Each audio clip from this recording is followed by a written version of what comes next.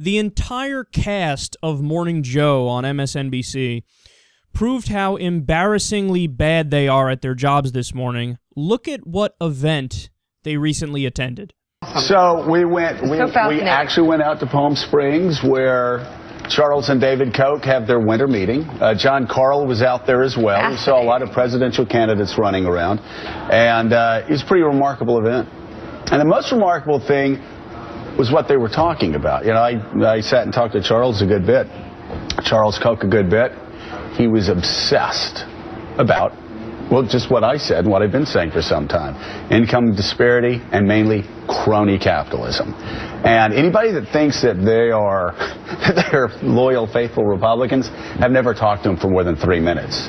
They're libertarian. They're libertarians. They loathe, even though they did not say this to me, they have no use for people that want to go out and, you know, have these huge bloody battles on social issues. And, they're a little anti-establishment. They're anti-establishment. Yeah. And the first thing Charles said to me when he saw me was he picked out a specific Republican bill.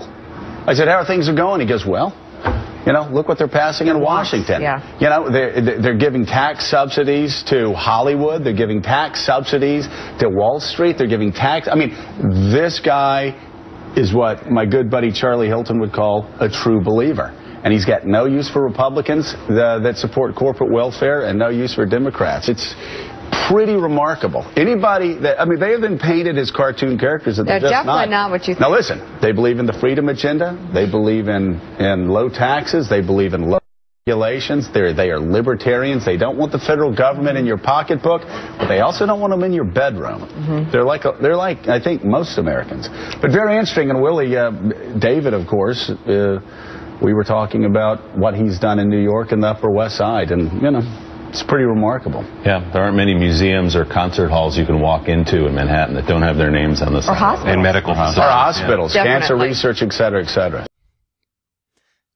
That was pathetic, what you just saw right there. So first, let's dismiss that last point. That's absolutely the oldest trick in the book.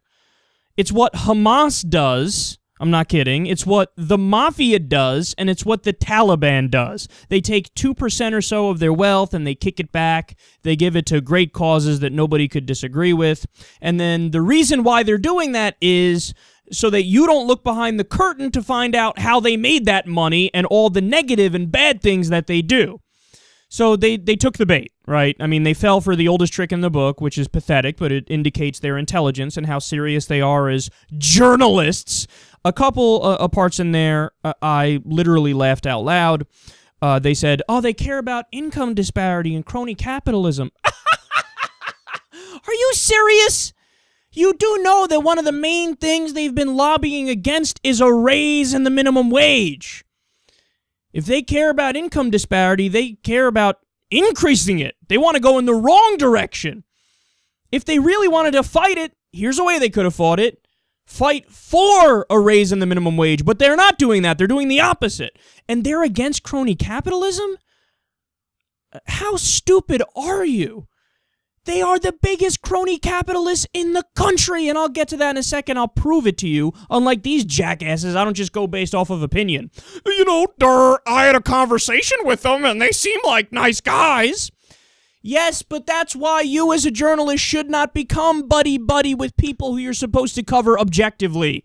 Like I said the other day on the show, I don't want to meet Joe Biden, because if I met Joe Biden, I'm sure I'd like him and I'd want to hang out with him. I'd rather be objective about what policies he's pushing for so I can hold his feet to the fire and be loyal to the people I need to be loyal to in this business, the American people.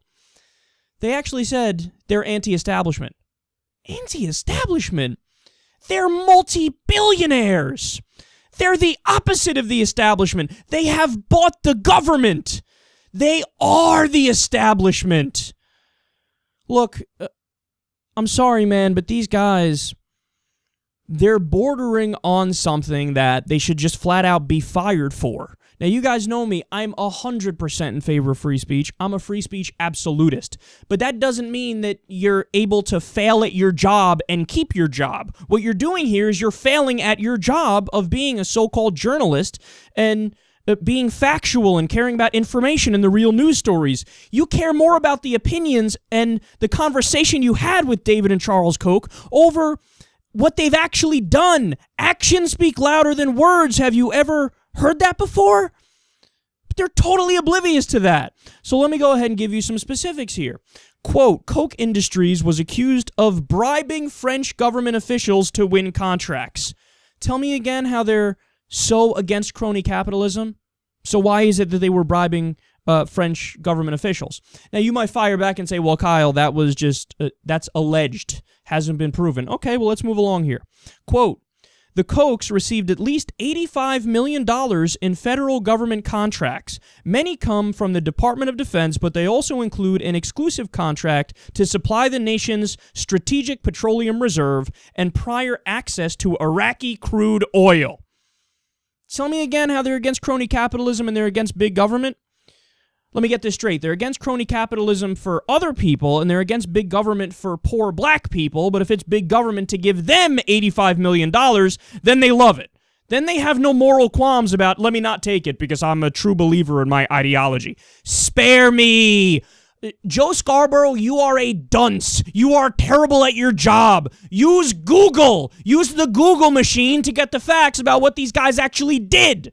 You trust their words and you talking to them in person over fucking research. For fuck's sake, man. It's the dumbest argument imaginable. I'm sure you could speak to, Mobutu, the brutal dictator of what was formerly Zaire. If you had a conversation with him in the past, I'm sure in person he wouldn't punch you in the face and sick a dog on you. I'm sure he'd be kind to you in person, but that doesn't mean he's good in terms of policy and in terms of his actions. It's like talking to toddlers here. I have more for you. Quote, a Koch refinery located in Alaska, Flint Hills Refinery, repeatedly asked former Alaska Governor Sarah Palin for a bailout. Again, they're against big government, they're against crony capitalism. Unless it's for them, then forget the whole free market principles, forget having an opposition to crony capitalism. Help me, Sarah Palin, my business is in trouble in Alaska, I need you. And how about this? Quote, Koch Industries received $1.4 million in Obamacare subsidies, even though they actively opposed Obamacare. They took the $1.4 million in subsidies from a $5 billion program. Again, massive hypocrites, but no, Joe Scarborough can't be bothered to look up the facts. He's too busy enjoying his one-on-one conversation with this guy at his event. And by the way, did Joe Scarborough bring up in the course of this conversation that the whole purpose of that event was for the Kochs to announce that they're going to spend $900 million from their network on this upcoming election? No, he didn't feel like that was important enough to mention that our government is for sale and we don't have a democracy anymore. We have an oligarchy or a plutocracy. But again, Joe Scarborough's too busy yucking it up and drinking a cocktail with these guys to call them out.